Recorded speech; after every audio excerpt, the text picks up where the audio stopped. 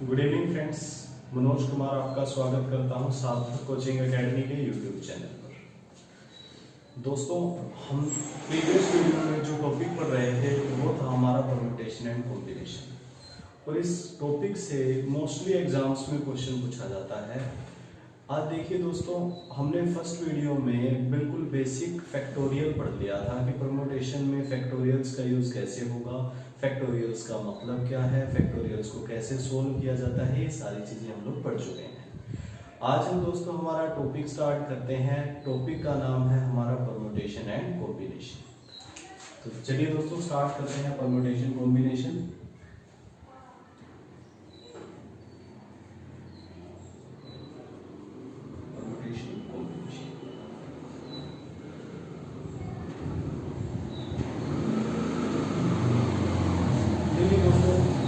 आज के इस वीडियो की, आज के इस लेक्चर की जो सबसे खास बात है वो ये है कि अगर आपने इस लेक्चर में जो आपको मटेरियल पढ़ाया गया, अगर आपने इसे कवर कर लिया तो आपको ये टॉपिक बिल्कुल प्रॉपर तरीके से समझ में आ जाएगा।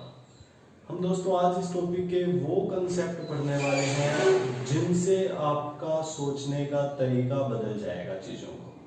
तो चलिए दोस्तों स्टार्ट करते हैं परम्यूटेशन एंड कॉम्बिनेशन। सबसे पहले देखिए दोस्तों, परम्यूटेशन का मतलब होता है अरेंजमेंट। किसी भी चीज को अरेंज करना है, अरेंजमेंट। इसको हम लोग बोल सकते हैं वेज, नंबर ऑफ वेज। किसी भी चीज को अरेंज करने के हमारे पास कितने तरीके हैं, ये चीज आपको दोस्तों बताई गई है अरेंज करने के तरीके। एक एग्जांपल से समझिए, मान लीजिए आपने ए और बी लिख दिया, दूसरे केस में आपने बी और ए लिख दिया। अब देखिए दोस्तों, यहां से ए और बी की बात हो रही है। अगर आप ए बी लिखो या बी ए लिखो, बात किसकी होगी? ए और बी की, ए एंड बी की बात होगी, ए एंड बी। लेकिन आप देखिए इनका ऑर्डर अलग अलग है तो इनके वेज भी अलग अलग होंगे। इसका मतलब क्या है कि परम्यूटेशन के केस में ऑर्डर मैटर करेगा। ऑर्डर मैटर करने का मतलब क्या है कि अगर आपने ए बी लिख दिया या बी ए लिख दिया, वो दो अलग अलग केस हो गए। अब बात करते हैं दोस्तों कॉम्बिनेशन की। कॉम्बिनेशन का मतलब है सिलेक्शन। किसी भी चीज को सिलेक्ट करने के तरीके, किसी भी चीज को सिलेक्ट करने के तरीके। दोस्तों आप परम्यूटेशन और कॉम्बिनेशन को अलग अलग पार्ट में मत नहीं पढ़ेंगे। हम स्टार्टिंग करेंगे कॉम्बिनेशन से, और कॉम्बिनेशन से ही परम्यूटेशन कैसे पढ़ी जाती है वो चीज आप देखोगे और बहुत अच्छे तरीके से आप समझोगे। आपको फिलहाल सिर्फ ये नाम याद रखना है, ये वर्ड याद रखना है। कॉम्बिनेशन का मतलब क्या है? सिलेक्शन। सिलेक्शन क्या है? आपके पास सपोज कीजिए 3 पेन है, ठीक है, 3 पेन है। एक एग्जांपल से इस बात को समझते हैं। 3 पेन में एक पेन आपके पास ब्लू हो गया, एक ब्लैक हो गया और एक रेड पेन हो गया। ये 3 पेन है दोस्तों आपके पास। आपसे कहा गया कि आप 2 पेन सिलेक्ट करो। आप कोई भी 2 पेन सिलेक्ट कर सकते हो दोस्तों। आप देखो, आप ब्लू और ब्लैक 2 सिलेक्ट कर सकते हो, आप ब्लैक और रेड सिलेक्ट कर सकते हो, आप ब्लू और रेड सिलेक्ट कर सकते हो दोस्तों। ये तरीके आपको देखो, सिलेक्ट 2 ही चीजें हो रही हैं, blue black, black red, blue और रेड। ये हो गया दोस्तों हमारा सिलेक्शन। अब इस सिलेक्शन को हमें कॉम्बिनेशन के तरीके से पढ़ना है। तो सबसे पहले हम लोग बात करेंगे दोस्तों कॉम्बिनेशन की डेफिनेशन क्या होती है, और इसकी डेफिनेशन की वैल्यू सबसे ज्यादा है दोस्तों। अगर आपकी कॉम्बिनेशन की डेफिनेशन अच्छे तरीके से समझ में आ गई है, आ जाएगी, तो आप इस टॉपिक को बहुत इजीली कवर कर पाओगे। बात करते हैं कॉम्बिनेशन की डेफिनेशन है क्या। तो जो डेफिनेशन है दोस्तों वो सिर्फ इतनी सी है, number of ways, number of ways of selecting या of selection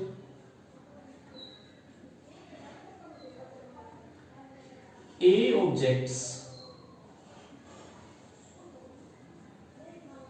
from n distinct objects, n distinct objects। इसका मतलब क्या है दोस्तों, नंबर ऑफ वेज, ये भी क्या है, सिलेक्शन का तरीका है ऑफ सिलेक्शन ए ऑब्जेक्ट्स। ए का मतलब क्या है, आप कोई भी यूज कर सकते हो, ए बी सी, आपको कितने भी ऑब्जेक्ट यूज करने पड़ सकते हैं, from N total number of, और डिस्टिंक्ट का मतलब क्या है, अलग अलग ऑब्जेक्ट्स।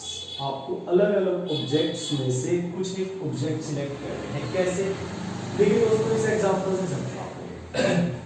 आपके पास 3 पेन हैं और तीनों पेन कैसे हैं, डिफरेंट है। डिस्टिंक्ट का मतलब क्या होगा, डिफरेंट ऑब्जेक्ट। डिफरेंट बोल सकते हो आप कि तीनों पेन डिफरेंट है, एक ब्लू है, एक ब्लैक है, एक रेड है।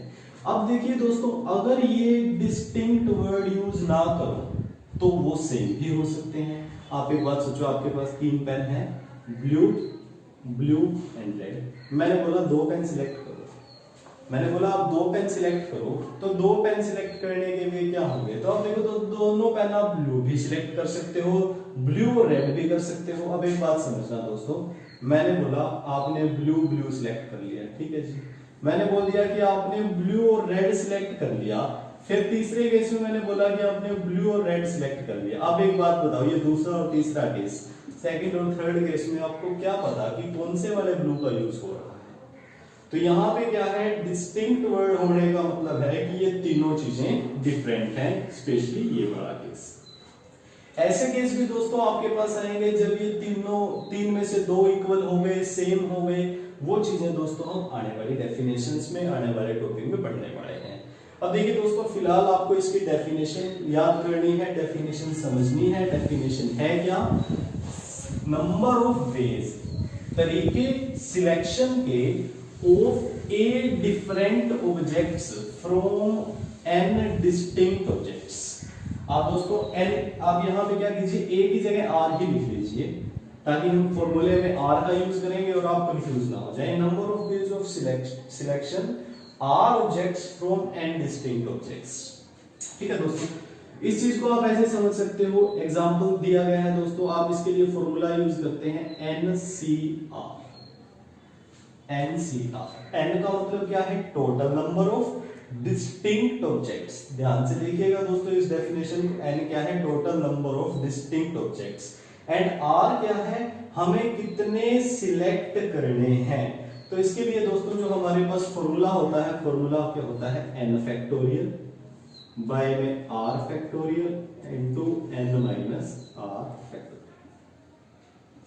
जो NCR हो गया दोस्तों, NCR क्या हो गया, n factorial by r factorial into n minus r factorial. इतनी बात को ध्यान रखेंगे दोस्तों। अब बात करेंगे कुछ एक इंपॉर्टेंट पॉइंट्स इस टॉपिक के लिए। आप दोस्तों किसी भी चीज को अरेंज तब तक नहीं कर सकते जब तक आप सिलेक्ट नहीं करोगे। ध्यान से सुनिएगा, किसी भी चीज को अरेंज आप लोग तब तक नहीं कर सकते जब तक आप सिलेक्ट नहीं करोगे। सपोज कीजिए आपके पास, आपको कहीं टूर पे जाना है, आप कहीं टूर पे जाने का प्लान कर रहे हो दोस्तों, और आपके पास सपोज कीजिए 6 जीन्स हैं, आपके पास 6 जीन्स हैं। अब आपको साथ में दोस्तों 4 जीन्स लेके जानी है, आपको साथ में 4 जीन्स लेके जानी है। तो आप अलग अलग डे, सपोज कीजिए 4 दिन का टूर है आपका, आपको 4 अलग अलग दिन 4 अलग अलग जींस डालनी है। आप एक बात समझो, अगर जब तक आप 6 जींस में से 4 जींस सिलेक्ट ही नहीं करोगे तब तक आप उनका यूज नहीं कर सकते। अब देखिए दोस्तों, सपोज कीजिए आप जो जींस है वो सब अलग अलग कलर के लेके जा रहे हो। 6 जींस है, J1, J2, J3, J4, J5 and J6। आपके पास ये 6 जींस है दोस्तों। आपने प्लान किया कि ये 4 दिन है ना, आप पहले दिन J1 डालोगे, दूसरे दिन J2, फिर J3, J4। आपने ये सिलेक्ट किया, लेकिन एक बात सोचो, आपको सबसे पहले क्या करना पड़ा, 4 जींस सिलेक्ट करनी पड़ी है। तो सबसे पहला काम क्या होगा, आपको 4 जींस को सिलेक्ट करना होगा। और किसी भी चीज को सिलेक्ट करने के जो तरीके होते हैं वो कौन से होते हैं, NCR। N कितना हो गया दोस्तों, यहाँ पे टोटल जींस कितनी हो गई, 6। R का मतलब क्या है, आपको एक टाइम पे कितनी सिलेक्ट करनी है, 4। तो आप 6C4। अब देखिए दोस्तों, इस चीज को इस एग्जांपल से समझो। आपने J1 J2 J3 J4 select किया। अब थोड़े ही टाइम के बाद आपको लगा नहीं यार J4 नहीं सिलेक्ट करूंगा, मैं J1 J2 J3 और J5 सिलेक्ट करूंगा। देखिए दोस्तों, पहले आप J4 की तरफ जा रहे थे, अब आप J5 की तरफ जा रहे हो, फिर आप J6 की तरफ भी जा सकते हो सकता है आप यहाँ पे J3 का यूज ही नहीं करो, आप सिलेक्ट करो J1 J2 J4 and J5, आप ये भी सिलेक्ट कर सकते हो। तो सबसे पहले तो आपको यही देखना होगा कि आप जो सिलेक्ट करना चाहते हो उस सिलेक्शन के कितने तरीके हैं, और उन सिलेक्शन के तरीके कैसे फाइंड आउट किए जाते हैं दोस्तों, एनसीआर। अब आप लोग बताओ कि अगर आपके पास 6 जींस और आपको 6 में से 4 सिलेक्ट करनी हो तो कितने तरीके होंगे, तो आप सीधा सा बोल दोगे क्या, 6C4। 6C4 का मतलब क्या है दोस्तों, 6 फैक्टोरियल, बाय में r कितना हो गया, 4 फैक्टोरियल, इंटू 6 माइनस 4 कितना हो गया दोस्तों, 2 फैक्टोरियल। आप 6 फैक्टोरियल को सिंप्लीफाई करोगे, 6 इंटू 5 इंटू 4 फैक्टोरियल, ये दोस्तों बाय में आ जाएगा 4 फैक्टोरियल इंटू 2 फैक्टोरियल को सिंप्लीफाई कर देंगे 2 इंटू 1, ये कैंसिल हो जाएगा दोस्तों, 2 3 जा एंड 5 3 जा कितना हो जाएगा, 15। इसका मतलब आपके पास 15 तरीके होंगे, आप 15 अलग अलग अरेंजमेंट वेज बना सकते हो कि आप जींस को सिलेक्ट कर पाओ। इतनी बात क्लियर होना दोस्तों बहुत जरूरी है। अब बात करते हैं टॉपिक के कुछ फैक्ट्स की। फैक्ट्स, अब देखिए दोस्तों, चीजें सिलेक्ट हो गई।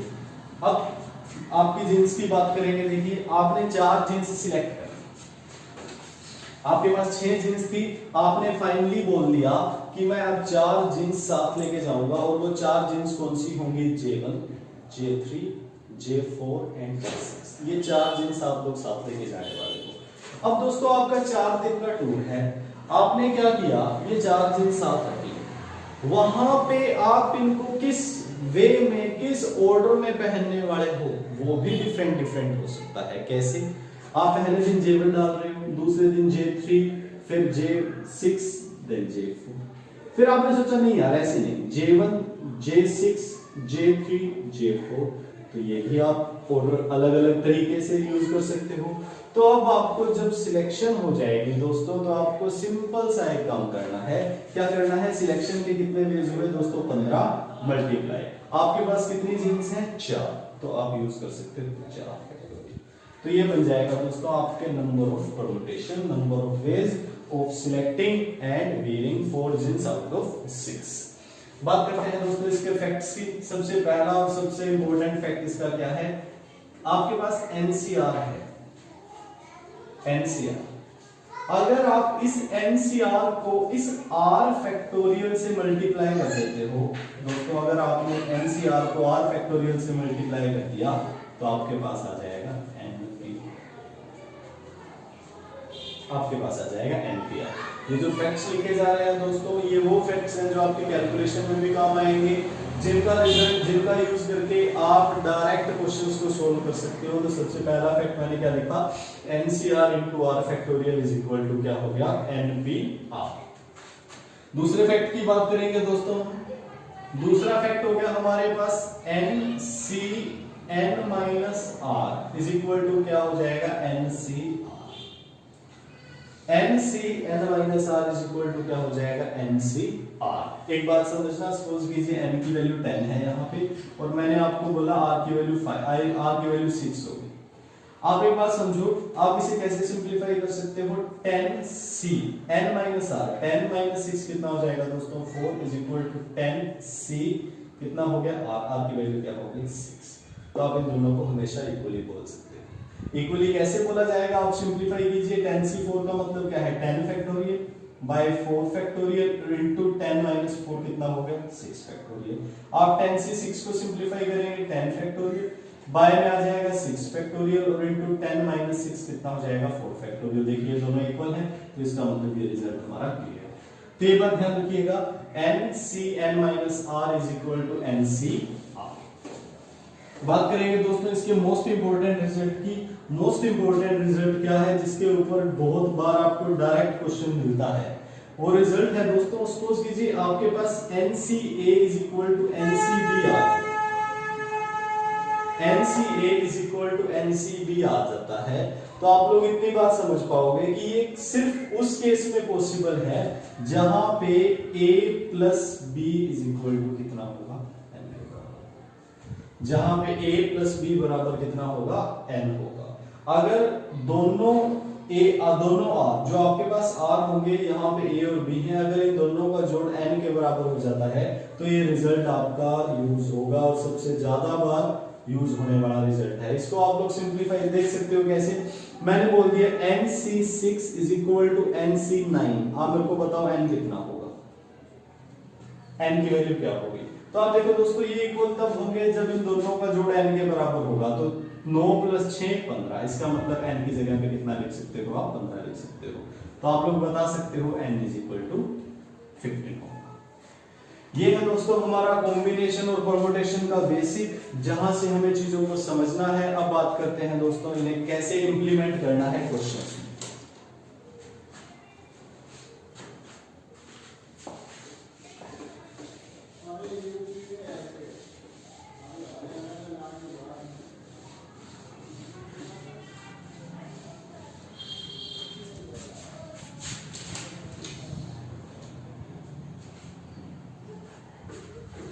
अब देखिए दोस्तों, अगर हम परमुटेशन की बात कर रहे हैं, अब बात करेंगे परमुटेशन की। अब क्या हुआ दोस्तों, हमारी सिलेक्शन हो चुकी है।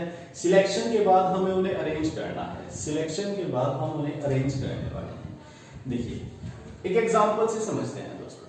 आपके पास 4 शर्ट है, 4 शर्ट है आपके पास, और आपको क्या करना है, सबसे पहले 2 सिलेक्ट करनी है। तो आप बताओ 2 सिलेक्ट करने के क्या तरीके, 2 शर्ट सिलेक्ट करने के तरीके क्या होंगे आउट ऑफ 4। तो आप बोल सकते हो क्या, 4C2। डायरेक्ट ही अभी हमने यूज किया, टोटल n 4 हो गया, r हो गया 2, तो आप 4C2 यूज करके आप लोग बता सकते हो कि सिलेक्शन के वो वे क्या हो जाएंगे दोस्तों, n फैक्टोरियल बाय में r फैक्टोरियल और n minus r, 4 minus 2 2 factorial. इसे सिंपलीफाई करेंगे तो ये होता है 4 into 3 into 2 into 1, 2 फैक्टोरियल का मतलब 2 into 1 and 2 into 1। सिंपलीफाई हो जाएगा दोस्तों 2। तो कितने तरीके से आप लोग सिलेक्ट कर सकते हो, 6 तरीके से। अब बात आ गई दोस्तों कि आप उन 2 शर्ट्स को डालना चाहते हो, कैसे पहनोगे आप उन 2 शर्ट्स को। देखो दोस्तों, आप एक बात समझो, मैंने रिजल्ट क्या बोला कि अगर आप NCR को R फैक्टोरियल से मल्टीप्लाई कर देते हो तो किसके बराबर आ जाता है, NBR के। NCR into R factorial is equal to क्या हो जाएगा, NBR। अब अगर मैं कहूं, देखो मैंने क्वेश्चन चेंज किया, मैंने बोला find number of veg, find number of ways of wearing 2 shirts out of 4, out of 4। आप कितने तरीके से 2 शर्ट पहन सकते हो 4 में से। सपोज कीजिए 2 अलग अलग दिन है आपके पास, 2 अलग अलग दिन है, 4 शर्ट हैं, 4 में से 2 शर्ट यूज करनी है आपको, 2 शर्ट डालनी है। अब सपोज कीजिए आज पहला दिन है, आज पहला दिन है और मेरे पास टोटल 4 शर्ट रखी हैं, मेरी जो मर्जी होगी मैं वो डाल सकता हूं। इसका मतलब क्या है कि पहले दिन शर्ट डालने के लिए मेरे पास कितनी अवेलेबल है, 4। मेरे पास 4 शर्ट अवेलेबल है। दूसरे दिन की बात आ गई दोस्तों, जो शर्ट मैं पहले दिन डाल चुका हूं वो शर्ट मैं दूसरे दिन नहीं डालने वाला। इसका मतलब क्या है, दूसरे दिन हमारे पास कितनी शर्ट अवेलेबल है, 3। तो इसका मतलब आप कितने तरीके से पहन सकते हो, 12 तरीके से डायरेक्ट। अब ये तो आपने कंसेप्ट के थ्रू समझा, अब हम इसको शॉर्टली कैसे सोल्व करते हैं वो समझो। आपने सिलेक्ट कर ली 4 में से 2 शर्ट, कितना हो गया, 6। मल्टीप्लाई किससे करना है, r फैक्टोरियल से। तो आप इसे मल्टीप्लाई कर सकते हो किससे, r फैक्टोरियल से। r फैक्टोरियल 2 फैक्टोरियल का मतलब 2, कितना हो जाएगा, 6 दूनी 12। तो आप कितने तरीके से उन शर्ट्स को डाल सकते हो, उसको 12 तरीके से। देखिए एक और एग्जांपल लिखते हैं।